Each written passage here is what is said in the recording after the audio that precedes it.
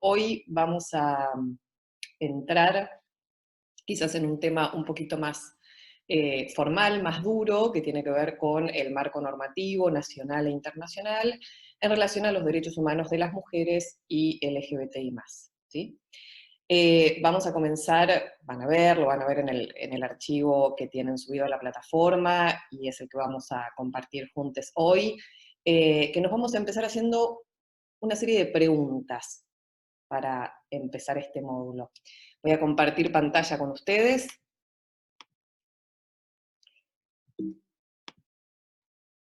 Y vamos a repasar un poco las preguntas que nos hacíamos también en el programa del curso. ¿Cómo fue la construcción legal o la protección legal de los derechos humanos de las mujeres y LGBTI+ a lo largo de la historia? ¿Cómo se construyó esta protección, este andamiaje jurídico, tanto a nivel nacional e internacional? ¿Qué instrumentos existen? ¿Cuáles son los mecanismos y herramientas disponibles para garantizar el goce y el ejercicio de estos derechos? ¿Cuál es la situación actual de los derechos humanos de las mujeres y diversidades en nuestro país? Y muy especialmente, ¿qué resortes legales existen para implementar la perspectiva de género y diversidad en el ámbito educativo? Y especialmente en relación a ustedes, a quienes están cursando esta formación, este trayecto formativo, ¿cuáles son los resortes legales y cuáles son las herramientas para aplicar la perspectiva de género y diversidad al ámbito universitario? Si vamos a comenzar hablando de la perspectiva histórica o cómo fue la construcción histórica del marco normativo nacional e internacional de los derechos humanos de las mujeres y LGBTI+,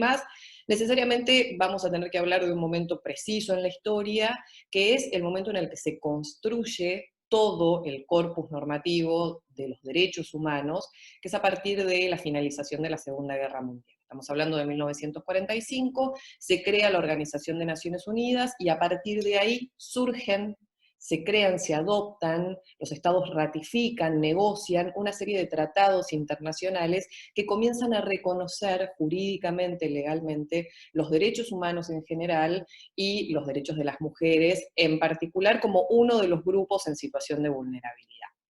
Pero me interesaba también empezar con una situación que a veces se pasa de largo, digamos, que tiene que ver con, sí, 1945, finaliza la Segunda Guerra Mundial, este es el hito histórico al que todos, todas y todes vamos siempre a acudir para hablar del comienzo del reconocimiento legal y jurídico de los derechos humanos, pero por supuesto que ya existían antecedentes en esta materia. El mundo no nace en 1945 y la lucha, la reivindicación de los derechos humanos en general y de las mujeres en particular, tampoco nace en ese momento. Entonces me parecía importante traerles, por ejemplo, algunas experiencias que sucedieron un par de siglos atrás, por ejemplo, en Inglaterra, la escritora Mary Wollstonecraft escribe en 1790 La Vindicación de los Derechos de la Mujer, y va a decir en ese momento, y casi de manera inédita, que lo que existe entre varones y mujeres es una desigualdad estructural que se crea en base a relaciones sociales que son creadas justamente de forma desigual, jerárquica, y que no responde esta diferencia a ningún parámetro de la naturaleza. Casi en el mismo momento, pero en otro país, en Francia, Olympe de Gouges va a decir, en el contexto revolucionario de la Francia de ese momento, que la Declaración de los Derechos del Hombre y del Ciudadano no está incluyendo a todas las personas, y que de hecho no está incluyendo a las mujeres, a la mitad de la población del mundo. Entonces ella va a escribir la Declaración de los Derechos de la Mujer y de la Ciudadana como una manera de resistencia y como una manera de no solamente reivindicación, sino visibilización de la situación de las mujeres en este contexto revolucionario donde parecía que la libertad iba a ser para todos, todas y todes, y no, era solamente para un sector. Un poquito más adelante en el tiempo surge el llamado movimiento sufragista, a mediados del siglo XIX, principios del siglo XX, y no surge solamente en Europa, sino también en Estados Unidos. ¿Qué quiere decir el movimiento sufragista? Como Carolina les adelantaba en la clase anterior, es digamos, coincide con lo que se llamó la primera ola del feminismo. Las mujeres empiezan a organizarse y empiezan a exigir el ejercicio, el reconocimiento y luego el ejercicio de los mismos derechos civiles y políticos que los varones. En este mismo momento se da una situación muy particular para el movimiento, digamos, de los feminismos y el reconocimiento de los derechos humanos de las mujeres, que es el entrecruzamiento de otras variables en relación a la situación específica de las mujeres. Entonces surge en Estados Unidos el feminismo negro, su gran referente es Sojourner Truth, que es quien va a decir, ella era esclava, luego adquiere libertad, pero va a decir los feminismos o las reivindicaciones que se están dando en materia de derechos humanos de las mujeres no están incluyendo una situación muy particular que tiene que ver con las mujeres negras, con las mujeres esclavas, que deben ser tenidas en cuenta al momento de la reivindicación, la exigencia de derechos. En ese mismo momento también en Francia surge lo que se llamó el feminismo socialista o feminismo marxista, y una de sus grandes referentes es Flora Tristán. Ella va a escribir La emancipación de la mujer en 1845 y va a sumar una variable más, que es la variable de clase. Y va a decir, bueno, las mujeres por supuesto están en una situación desigual en relación a los varones, en una situación específica de opresión, pero a esto hay que sumarle que las mujeres obreras o trabajadoras todavía más se encuentran en situación de desventaja que los varones. Esto va a construir lo que a posteriori se va a llamar la interseccionalidad en materia de derechos, que lo vamos a ver más adelante en un ratito.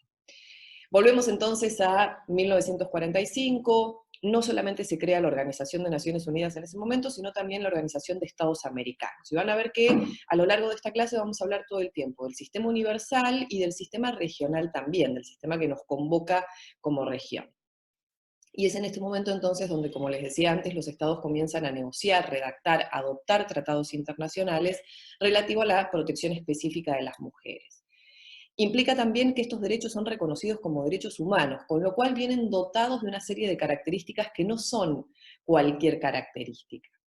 Considerar un derecho como derecho humano implica que son derechos universales, obligatorios, interdependientes, indivisibles, irrenunciables e inalienables. Y parece que son un montón de palabras difíciles y difíciles de abordar, pero lo cierto es que va a decir la doctrina de los derechos humanos que los derechos humanos pertenecen a todas las personas, cualquiera sea su ubicación en el planiferio, en el mundo, son obligaciones respecto de, o en cabeza de los estados son los primeros garantes de los derechos humanos, los reconocen y los deben garantizar, interdependientes, que implica básicamente que ante la falta de, o ante la violación de un derecho, o la falta de goce de un derecho, no se están pudiendo gozar probablemente muchos otros derechos. Pensemos en algún ejemplo concreto, pensemos en el derecho a la educación. Si el derecho a la educación o el derecho a la alimentación, si el derecho a la alimentación no está garantizado, probablemente el derecho a la educación tampoco pueda estarlo. Y así en relación a todos los derechos humanos. Por ejemplo, el caso más paradigmático, el derecho humano a la vida. Si el derecho humano a la vida no está garantizado, probablemente ningún otro pueda estarlo. Indivisibles implica exactamente esto, los derechos son un todo, son interdependientes, están interrelacionados, no se pueden considerar de manera abstracta y justamente segmentada.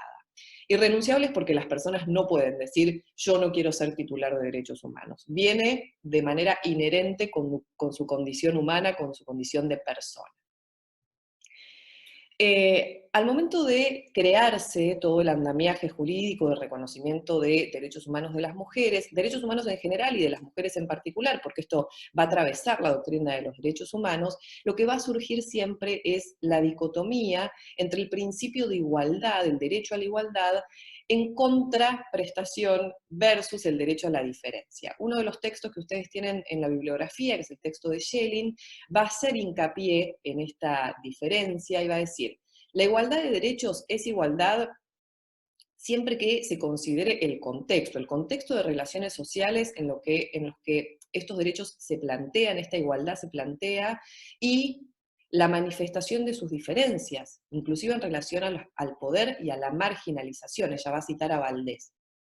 En este texto me interesa que puedan hacer hincapié en este punto en particular, más allá de que el texto desarrolla otros temas con los cuales no necesariamente estamos de acuerdo en términos de posicionamiento, pero es muy importante que vean específicamente esta situación. Y otra muy importante también desarrollada por el texto es que siempre vamos a hablar de las mujeres y no de la mujer.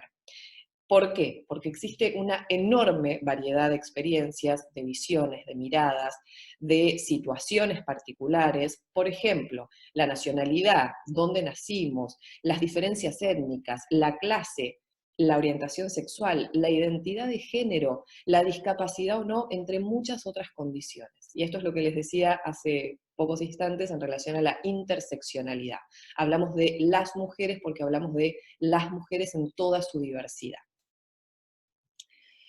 El primer tratado internacional en materia de derechos humanos de las mujeres es la Convención para la Eliminación de todas las formas de discriminación contra la mujer, la CEDAW, que se adopta en el seno de Naciones Unidas. Es la primera vez, es decir, en el año 79, hace tan solo un poquito más de 40 años, para que ustedes puedan adquirir perspectiva histórica en relación a lo que estamos hablando, es la primera vez y a escala universal que se reconoce la discriminación estructural que históricamente se ejerce contra las mujeres en todos los ámbitos donde nos desarrollamos. Va a decir el artículo 1, toda distinción, exclusión o restricción basada en el sexo que tenga por objeto o por resultado impedir el goce o ejercicio de sus derechos humanos, de los derechos humanos de las mujeres, va a ser considerada, o es la definición de discriminación contra la mujer. Entonces, fíjense acá, por ejemplo, que se habla de sexo y no de género, y me interesa que hagan o que recuperen lo que charlaba en la clase anterior con Carolina en relación a cómo fue la evolución histórica del concepto de género, ¿no? Según la CEDAW, ¿qué medidas deben tomar los estados para eliminar la discriminación contra las mujeres? Recuerden que, como derechos humanos, los estados están obligados a garantizarlos. En principio va a hablar de una transformación cultural, sociocultural, de la conducta de varones y mujeres para remover los prejuicios y las prácticas que reproducen estas desigualdades. Y esto es muy importante porque lo que va a decir es, la desigualdad es cultural, está creada culturalmente, dándole la potencia de transformación que eso tiene. Y además tiene que asegurar las mismas oportunidades para todos los géneros en relación al acceso a todos los derechos. Las violencias de género son la expresión más evidente de la discriminación estructural que se ejerce contra las mujeres y LGBTI+, y por eso va a ser la transformación cultural la que permite erradicar los estereotipos que sostienen las violencias. En el segundo texto que tienen como bibliografía básica, la autora va a recuperar a las palabras de Alda Facio para decir cuáles son los 3 puntos más sobresalientes de la CEDAW. En principio, la discriminación contra las mujeres es entendida como resultado, no solamente como propósito o como fin, con lo cual cualquier acción, ley, política que no tenga intención de discriminar puede ser considerada discriminatoria si ese es su efecto. Además, esta definición es la que incorporan los estados en sus ordenamientos internos y no plantea una división entre la discriminación que se produce en el ámbito público y en el ámbito privado. Y eso va a ser fundamental para la producción normativa que venga posterior. La Argentina ratifica la CEDAW, o sea, se obliga por este tratado en el año 1985 y le otorga jerarquía constitucional con la reforma del 94 en el artículo 75, inciso 22, y eso va a ser fundamental para nuestro país. Esto quiere decir que en la escala normativa de importancia, de relevancia, por supuesto que la Constitución Nacional está por encima de toda demás normativa, pero va a decir, hay determinados tratados internacionales de derechos humanos que tienen la misma jerarquía que la Constitución, es decir, tienen exactamente la jerarquía máxima en relación a toda la normativa que rige en nuestro país. Por eso es muy importante. En el año 94, o sea, pensemos que transcurrieron algunas décadas, y en el ámbito interamericano, en el ámbito de la Organización de Estados Americanos, se adopta la Convención Interamericana para prevenir, sancionar y erradicar la violencia contra las mujeres, la Convención Belém do Pará, por el lugar en donde se adoptó. Es la primera vez en la historia que una convención, que un tratado internacional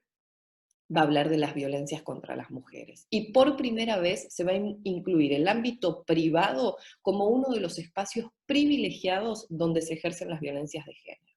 Y va a decir, cualquier acción o conducta basada en el género que cause muerte, daño, sufrimiento físico, sexual o psicológico a la mujer, tanto en el ámbito público como en el privado, se define como violencia de género o violencia contra las mujeres. Es muy importante la Convención de Belém do Pará porque también dota a los estados de una serie de obligaciones. Los estados tienen que diseñar, implementar, disponer políticas orientadas a prevenir, a sancionar y a erradicar las violencias contra las mujeres, y también tiene, y esto es muy importante para este curso en particular, la obligación de fomentar, diseñar, apoyar y a realizar efectivamente programas de educación, de capacitación que se orienten a prevenir las violencias contra las mujeres. Argentina ratifica la Convención de Belém do Pará en 1996, pero no le otorga jerarquía constitucional. Es muy importante decir también que ya en Belém do Pará, a diferencia de la Convención CEDAW, vamos a hablar de género, ya no de sexo. Y también se va a traer este concepto que les mencionaba antes más de una vez, que es el concepto de interseccionalidad. Y va a decir, es la especial situación de vulnerabilidad que sufre o que vive una mujer en razón de su condición étnica, su condición migrante, refugiada, su discapacidad, su edad, su situación socioeconómica, si está atravesando una situación de conflicto armado o no, o de privación de la libertad. Incorpora entonces el concepto de interseccionalidad. En el año 95, un año después, y volvemos al marco de Naciones Unidas, se celebra la cuarta Conferencia Mundial de la Mujer en Beijing, en China. Y si bien es la cuarta, es decir, ya habían sucedido 3, acá se produce un quiebre. Con la Declaración y Plataforma de Acción de Beijing, se va a decir por primera vez que los derechos humanos de las mujeres, que los derechos de las mujeres son derechos humanos, y por primera vez también la comunidad internacional va a poner en agenda un tema fundamental, que es, o que son los derechos sexuales y reproductivos de las mujeres. A partir de la Declaración y Plataforma de Acción de Beijing, entonces, muchos estados van a comenzar a producir normativa tendiente a la interrupción legal, voluntaria del embarazo, o a despenalizar esta práctica. Por eso es muy importante considerar la Declaración y Plataforma de Acción de Beijing como un antecedente fundamental en el reconocimiento de los derechos humanos de las mujeres y diversidades. Como vimos hasta ahora, siempre intentamos incorporar, inclusive desde el discurso, a la diversidad,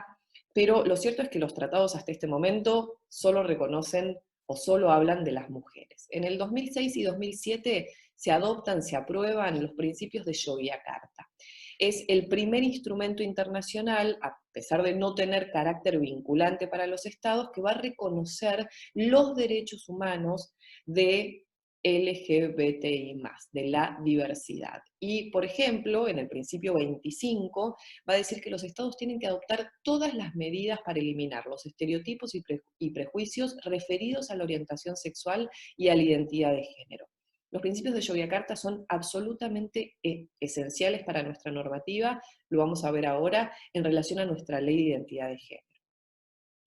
Y ahora sí nos vamos al ámbito interno, a nuestro país, y cómo fue el reconocimiento a lo largo de nuestra historia en relación a los derechos humanos de las mujeres y diversidades. Vamos a hablar primero de la Constitución Nacional, y vamos a decir, ya en el artículo 97 la Constitución dice que de igualdad real de oportunidades entre varones y mujeres para el acceso a cargos selectivos y partidarios se tiene que garantizar a través de acciones positivas, es decir, a través de leyes de cupo. Pero también, con la reforma del 94, va a decir en el artículo 75, inciso 23, que el Congreso tiene la potestad de legislar y promover acciones para garantizar la igualdad real de oportunidades y de trato, específicamente en relación a las mujeres. En el año 94, nuestro país va a sancionar la primera ley en materia de violencia, es la Ley Nacional de Protección contra la Violencia Familiar. Y si bien, como dice acá, es una norma que no responde exactamente a los parámetros de la Convención de Belém do Pará, sí es la primera ley que reconoce legalmente las situaciones de violencias por motivos de género en el espacio doméstico. Esto genera un quiebre en términos de comprender o entender cuáles son las competencias del Estado en relación a la prevención de la violencia. Ya deja de ser el espacio privado considerado algo que sucede entre cuatro paredes, sino que el Estado tiene un mandato específico para erradicar y para prevenir las violencias que allí suceden. Y 15 años después se sanciona una ley fundamental para nuestro país, que probablemente ustedes ya conozcan, que es la ley 26.485 de protección integral. Y ahora sí, vamos a ver que todo esto que venimos nombrando se adopta de manera concreta y específica en el articulado de la ley. Va a decir que la violencia de género es toda conducta, acción o omisión que de manera directa o indirecta, tanto en el ámbito público como en el ámbito privado, y basada en una relación desigual de poder, afecte la vida, la libertad, la integridad de las mujeres. ¿Sí? Y va a reconocer, ya a hoy, en ese momento reconocía 5, pero a hoy va a reconocer 6 tipos de violencia y 8 modalidades. Los tipos: física, psicológica, sexual, económica y patrimonial, simbólica y política, que se reconoció en 2019, y los ámbitos: doméstica, mediática, obstétrica, institucional, contra la libertad reproductiva, laboral, y las últimas 2 modalidades que se reconocieron en 2019, que son la violencia en el espacio público y la violencia público-política. Otro gran antecedente en materia de reconocimiento de derechos humanos de mujeres y diversidades en nuestro país es la Ley de Matrimonio Igualitario del año 2010. Va a decir que el matrimonio va a tener los mismos requisitos y efectos con independencia de que los contrayentes sean del mismo o de diferente sexo. Y una norma que yo vengo diciéndoles que es paradigmática a nivel universal, a nivel mundial, es la Ley de Identidad de Género, que va a definir la identidad de género como un derecho humano, la identidad de género autopercibida como un derecho humano, el libre desarrollo conforme a la identidad de género como un derecho humano, y el trato digno como un derecho humano, el trato respetuoso de acuerdo a la identidad de género autopercibida y a cómo se identifican a las personas en los instrumentos que acreditan identidad en relación a los nombres de pila, a la imagen y al género que allí se registra. En el año 2012, el Código Penal recepta la figura del femicidio como agravante del homicidio de una mujer cuando sea perpetrado por un varón, media violencia de género, amplía la figura del homicidio calificado por vínculo y extiende el catálogo de crímenes de odio a aquellos cometidos en base a la orientación sexual, identidad o expresión de género. En esta filmina van a ver que hay un montón de otras normas que no estamos mencionando, pero que son importantes que ustedes sepan que existen, que existieron, desde 1926, la ley sobre los derechos civiles de la mujer, hasta diciembre del año pasado, donde se reconoce en un hecho histórico la interrupción voluntaria del embarazo. Y el decreto del año pasado en relación al cupo laboral travesti trans en el sector público nacional marca un antecedente fundamental para LGBTI más en nuestro país, en relación, en este caso, al sector público nacional, pero impulsando la necesidad de que se reconozca normativamente como una ley. Bien, acá llegamos a esta pregunta que nos hacíamos y que es muy, muy importante. ¿Qué resortes legales existen para implementar la perspectiva de género y diversidad en el ámbito educativo? El Programa Nacional de Educación Sexual Integral, que establece que este derecho a recibir educación sexual integral se tiene que garantizar en todos los niveles de educación, inicial, primario, secundario y de formación docente, y nosotras queremos invitarles a la aplicación en el ámbito universitario. Entendemos que, por supuesto, la universidad es un ente autárquico, pero la perspectiva de género y diversidad puede aplicarse perfectamente considerando los lineamientos del Programa Nacional de Educación Sexual Integral y, por ejemplo, con un paso muy pequeño, que es modificando los programas o los planes de estudio en relación, por ejemplo, a la bibliografía que se usa, incorporando autoras, autores, mujeres y LGBTI+. Les quería así traer, para finalizar el encuentro de hoy, algunos ejemplos concretos de cómo todo esta estructura normativa luego tiene un efecto real en el ejercicio y en el acceso a la justicia. Me interesa que lean qué está pasando con el Consejo de la Magistratura este año. De hecho, hace tan solo pocas semanas, se crea en el marco del Consejo de la Magistratura un registro para denunciar jueces y juezas que no apliquen la perspectiva de género y diversidad en sus fallos. Y el sistema interamericano y el sistema de Naciones Unidas tienen alguna jurisprudencia fundamental para nuestro país, y fundamental en relación al reconocimiento de derechos de mujeres y diversidades, como es el caso el caso Campo Algodonero contra México, de la Corte Interamericana de Derechos Humanos, donde por primera vez un tribunal internacional va a decir la violencia contra las mujeres o las violencias contra las mujeres es un problema estructural que responde a la desigualdad cultural,